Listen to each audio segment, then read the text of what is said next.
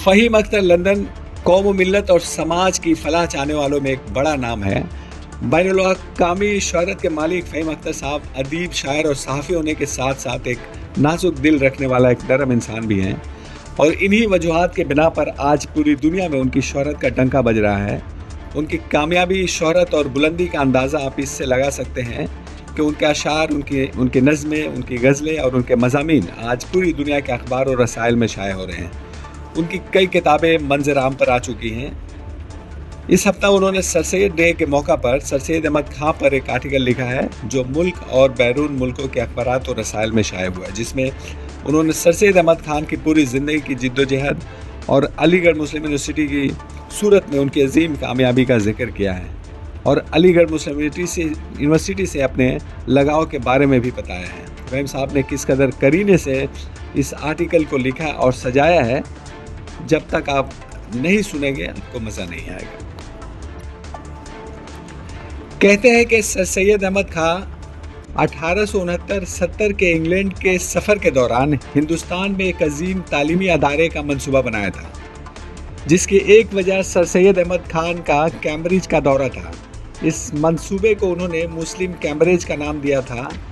England से वापसी के बाद सर सैयद ने एक कमेटी कायम की और मुसलमानों की बेहतरी और इस्लाह के लिए एक बाअसर जरीदा तहज़ीबुल अखलाक भी शुरू किया। मई 1875 में अलीगढ़ में एक मुस्लिम स्कूल कायम किया गया था, और 1876 में अपनी रिटायरमेंट के बाद सर सैयद ने उसे एक कॉलेज की शक्ल देने के लिए खुद को वक्फ कर दिया। उसमें कोई शक नहीं कि सर सैयद ने कैम्ब्रिज को देखने के बाद ये ठान ली कि उन्हें भी हिंदुस्तान में मुस्लिम कैम्ब्रिज बनाना है। कैम्ब्रिज यूनिवर्सिटी दुनिया की तीसरी कदीम यूनिवर्सिटी है, और ये दुनिया की बावकार यूनिवर्सिटियों में से दूसरे नंबर पर है। दरअसल अपने 8 सदी के वजूद में कैम्ब्रिज यूनिवर्सिटी के साबिक तलबा और फैकल्टी ने अब तक 121 नोबेल इनामियात जीते हैं, जो दुनिया की किसी भी यूनिवर्सिटी में सबसे ज़्यादा है। इसके अलावा कैम्ब्रिज यूनिवर्सिटी की सबसे काबिल ज़िक्र साबिक तलबा में 47 सरबराहान ममलिकत, 14 बरतानवी वज़ीर आज़म शामिल है, जिनमें हिंदुस्तान के राजीव गांधी का नाम भी काबिल ज़िक्र है। 17 अक्टूबर को दुनिया के बेशतर ममालिक में सर सैयद डे धूमधाम से मनाया जाता है। इसकी 2 वजूहात हैं। एक तो सर सैयद अहमद खां की पैदाइश 17 अक्टूबर 1817 को हुई थी, और दूसरा सर सैयद अहमद खान ने दुनिया की मारूफ यूनिवर्सिटी अलीगढ़ यूनिवर्सिटी की तामीर करवाई थी। दुनिया भर में बसे अलीगढ़ मुस्लिम यूनिवर्सिटी के साबिक तालिब इल्म अपने अपने शहर में अलीगढ़ मुस्लिम यूनिवर्सिटी अलमनी या ओल्ड बॉयज़ या तंजीम और अंजुमन के नाम से अदारे कायम कर रखे हैं, जिसके बैनर तले वो हर साल सर सैयद की पैदाइश के मौका पर सर सैयद डे मनाकर उनको खराज व अकीदत पेश करते हैं। सोशल मीडिया पर भी लोग अपने अपने तौर पर अपने ख्यालात का इजहार कर रहे हैं। ज़्यादातर लोग सर सैयद की अलीगढ़ मुस्लिम यूनिवर्सिटी की तामीर और उनके इरादों पर रश कर रहे हैं, और इस बात पर दुख भी जता रहे हैं कि शायद सर सैयद जैसे काम को अब कोई दोबारा ना कर पाएगा। इसमें कोई दो राय भी नहीं है कि सर सैयद के इस कारनामे के बाद बरसोगैर में ऐसा कोई काम किसी ने अब तक अंजाम नहीं दिया है। ताहम सर सैयद की इस तहरीक से काफ़ी लोग मुतासिर भी हुए हैं, और वो अपने अपने तौर पर तालीमी निज़ाम को फ़रोग़ देने में लगे हुए हैं। लंदन में अलीगढ़ मुस्लिम यूनिवर्सिटी अलमनी एसोसिएशन के काफ़ी मुद्दत से सर सैयद डे मना रही है।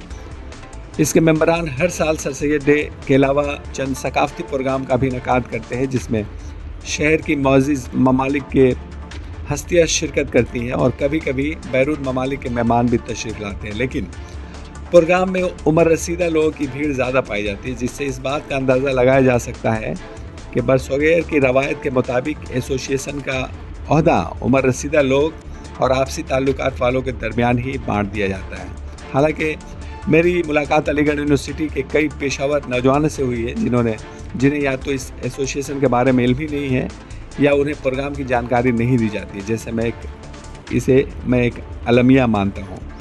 सर सैयद अहमद खां की पैदाइश 1817 में दिल्ली में हुई थी। चूँकि सर सैयद के वालिद मुगलिया हुकूमत में आला ओहदे पर फाइज थे, इसलिए उन्होंने सर सैयद को आला तालीम से सरफराज करने की कोशिश की। 18 साल की उम्र में ही सर सैयद अहमद खान को अरबी, फ़ारसी, हिसाब और मेडिसिन में महारत हासिल हो गई थी। इस दौरान सर सैयद को नामों और अदीबों से मिलने का इत्तफाक भी हुआ था, जिससे उनके अंदर अदबी उलूम से दिलचस्पी होने लगी थी। 1838 सर सैयद अहमद खां के वालिद का इंतकाल हो गया, जिसकी वजह से सैयद को मुलाजमत करनी पड़ी। 1868 में उन्होंने ईस्ट इंडिया कंपनी में मुलाजमत इख्तियार कर ली। कानून के शबे में मामूली नौकरी करते हुए भी बहुत ही कम अरसे में 1846 में दिल्ली के जज के आला ओहदे पर तरक्की कर गए। इस दौरान 1854 में सर सैयद ने आसार कदीमा पर एक मारूफ किताब आसारुल सनादीत लिखी, जो कि अमारात दिल्ली के मुस्तनद तारीख पर मुश्तमिल है। 1857 की बगावत के दौरान सर सैयद अहमद खां बिजनौर के चीफ जज के अहदे पर फाइज थे। कहा जाता है कि उस वक्त सर सैयद ने काफ़ी औरतों और बच्चों की जान बचाई थी। ब्रिटिश हुकूमत ने सर सैयद की वफादारी और इंसानी खिदमत के लिए जायदाद और खातिर रकम देने का फैसला किया था, जिसे सर सैयद ने लेने से इनकार कर दिया। सर सैयद का कहना था कि ब्रिटिश के खिलाफ हथियार उठाना और बगावत करना कोई मायने नहीं रखता था। उनके इस बयान से मुसलमानों का एक ग्रुप नाराज़ हो गया, लेकिन सर सैयद ने बगावत के बाद अंग्रेज़ों और मुसलमानों के बीच मुफाहमत कराने की मुसलसल कोशिश करते रहे। सर सैयद को मुरादाबाद का चीफ जस्टिस मुकर्रर किया गया 1864 से, और उनका तबादला अलीगढ़ कर दिया गया, जहां से उन्होंने मुसलमानों के लिए आला तालीमी निज़ाम को कायम करने की कोशिश शुरू की। आखिरकार उन्होंने 1876 में कानून के पेशे से अलहदगी अख्तियार कर ली और बरसोगैर के मुसलमानों की तालीम को सुधारने और उसके लिए कॉलेज बनाने में जुट गए। सर सैयद अहमद खां को मुगलों की हुकूमत के ख़त्म होने के बाद मुसलमानों की बिगड़ते हुए हालात और बगावत से सख्त परेशानी थी। उन्हें इस बात का एहसास था कि मुसलमान बगावत के बाद अंग्रेज़ों के नज़र में गद्दार माने जाने लगे थे। इसके अलावा मुसलमान हिंदुओं के मुकाबले में काफ़ी पीछे थे। ताहम सर सैयद के लिए काम काफ़ी मुश्किल था, क्योंकि उलमा अंग्रेज़ी ज़बान का पढ़ना पसंद नहीं करते थे। अंग्रेज़ी ज़बान का पढ़ना उनके लिए दुरुस्त नहीं था, जिसके लिए सर सैयद को काफ़ी परेशानियों का सामना करना पड़ा। सर सैयद मुसलमानों की समाजी और माशी हालात की बेहतरी के ख्वाह थे। 1860 में सर सैयद ने असबाब बगावत हिंद लिखी, जिसमें उन्होंने इस बात को उजागर किया कि बगावत के असबाब सिर्फ मुसलमानों की अंग्रेज़ दुश्मनी नहीं थी, बल्कि हुकूमत में हिंदुस्तानियों की नुमाइंदगी की कमी भी थी। मुसलमानों को ज़बरदस्ती ईसाई बनाना और हिंदुस्तानी फ़ौज का नाकिस इंतज़ाम जैसे मसाइल अहम थे। 1869 में सर सैयद को इंग्लैंड जाने का इत्तफाक हुआ। उन्हें मौका मिला ताकि वो वहाँ की यूनिवर्सिटी के सिस्टम का मुताला करें। इस दौरान उन्हें ऑक्सफोर्ड और कैम्ब्रिज यूनिवर्सिटी भी देखने का मौका मिला, जिससे सर सैयद काफ़ी मुतासिर हुए और उन्होंने इस तर्ज का एक यूनिवर्सिटी हिंदुस्तान में कायम करने का इरादा किया। ताहम सर सैयद को इस काम को शुरू करने के लिए पहले एक स्कूल का कायम करना ज़रूरी था, जिसके लिए 1875 में उन्होंने अलीगढ़ में मोहम्मदन इंग्लो ओरिएंटल स्कूल कायम किया, जिसे 1920 में अलीगढ़ मुस्लिम यूनिवर्सिटी का दर्जा मिला। 1985 में जब मैंने हायर सेकेंडरी के इम्तहानात पास किए तो मेरे घर वालों ने भी मुझे अलीगढ़ में दाखिला दिलाने के लिए मुझे मेरे भाई के साथ भेजा।